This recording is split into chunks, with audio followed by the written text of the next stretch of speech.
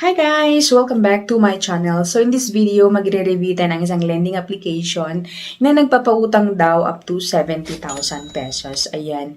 Sabi dito sa nila application, from 1,000 to 70,000 ang pwede daw nating utangin sa application na ito. But before we go on guys, sa mga hindi pa nag-subscribe, mag-subscribe na, i-hit ang bell button para ma-update ka sa upcoming videos and tutorial. I-share na din ang video ito para mapabilang kayo sa mga upcoming na giveaways natin.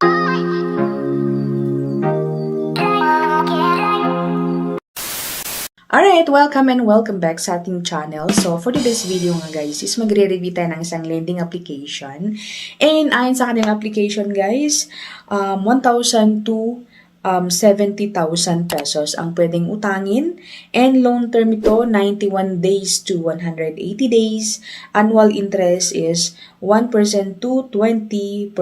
Transaction fee is 0. Ayan. So, requirement, Philippine citizen, 20 to 60 years old, with one valid ID, and of course, stable income. So, yun po ang kanilang requirement sa application na ito. Ayan. And ay sa kanilang application, online loan without mortgage. Ayan.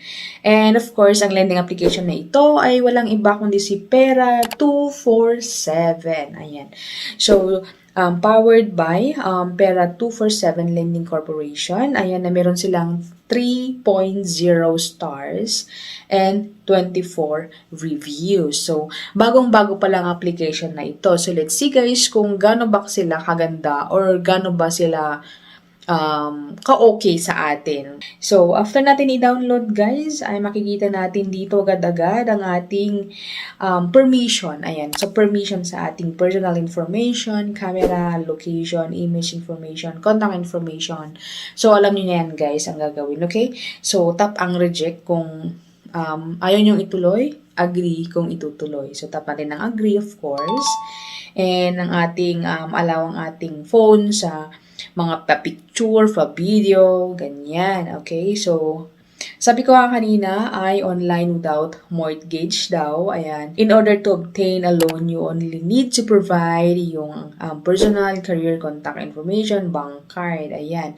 So, makikita niya sa screenshot guys, sabi dito, 12,000 pesos ang maximum na loanable amount. As first-timer siguro yun. Ayan, kasi sa about application naman is 70,000. So, as first-timer, 12,000 ang maximum loanable amount. Ayan. And then, sabi dito na yun nga, maximum and yung minimum na pwedeng mautang sa kanila is 8,000. So, let's move on. Pili lang tayo dyan, guys. Or go borrow. Tap natin yung go borrow. And mapupunta tayo sa personal information. Ang ating ID card, ID number, ID card, yung photo, first name, middle name, last name, birthday, gender, religion, educational attainment, ayan, and yung marriage.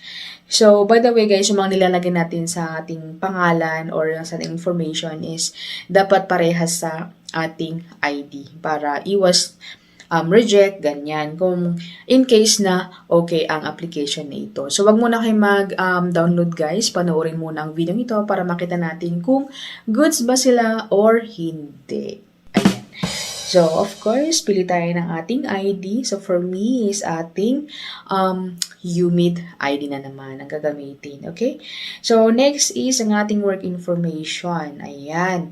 So, by the way guys, yung mga ID pala, nakalimutan kong sabihin, yung mga ID na pwede natin gamitin sa kanila is PhilHealth ID, passport, driver's license, voter's ID, ayan. And SSS, UMID, and yung ating PRC ID. Ayan. So, sa work information naman, yung work identity, type of jobs, industry, classification, income range, ayan. So, bali mga income daw natin. Company name, province, workplace, work district, ayan. So, basically, yung address ng office daw natin, ayan. And then, of course, next thing is yung ating contact information, ayan. So, nangangailangan sila ng 5 na contact information.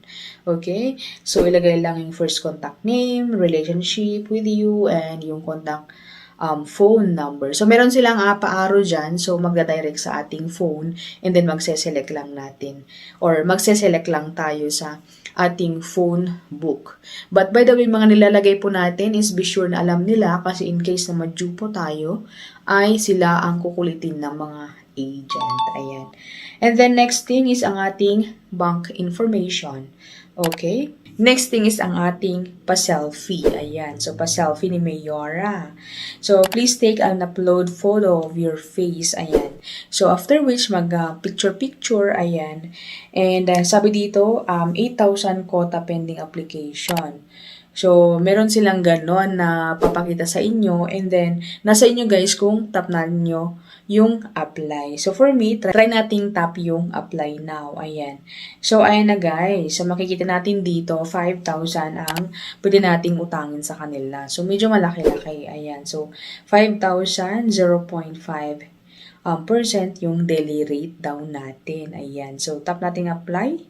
So, ayan na guys. Ayan. So, loan duration is 120 days. Handling fee, 675. Interest niya, 5 pesos. So, amount to account is 825. Ayan. So, 825 yung bawas sa 5,000. So, pansin ko guys dito na yung kanina, sabi dito na 5,000 pesos yung approve or yung pwede nating utangin sa kanila. But, upon clicking guys yung apply now, ayan, confirm apply. Di ba sabi dito sa screenshot, ayan, how much do you want to borrow? Ayan, so 5,000 pesos. Ayan, so confirm. Ayan.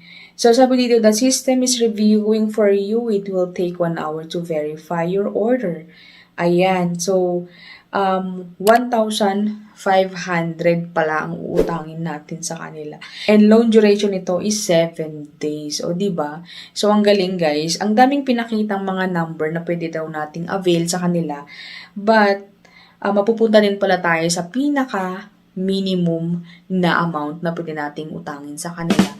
Though approved siya guys, but then ang laki-laki ng kanilang ibabawas, ayan, 825 pesos. Ayan. So, medyo malaki-laki. Parang half or ganon. Basta pupunta na doon, malaki-laki ang bawas. Ayan. So, ayan guys, si Pera 24/7. So, ano masasabi nyo guys? Okay ba siya o hindi? Please comment down below. And I hope na nakatulong din ang video ito sa mga naghahanap, ng mga utangan ngayong 2024. Ayan. So, I hope na nakatulong nga. And before we close the video is, huwag kaligitang mag-subscribe, mag-like, and mag-comment sa video ito. Thank you for watching and see you on my next video. Bye!